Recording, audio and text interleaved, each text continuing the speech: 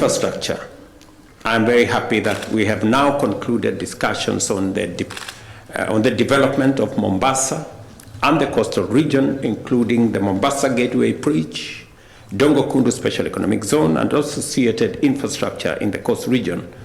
And we have agreed on an accelerated, time-bound execution plan, as some of these projects had been delayed.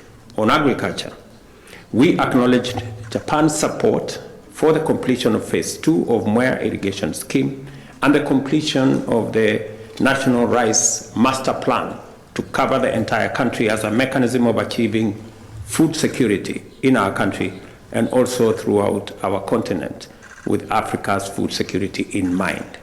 And I have thanked Prime Minister for all the initiatives he is undertaking on matters food security in our continent.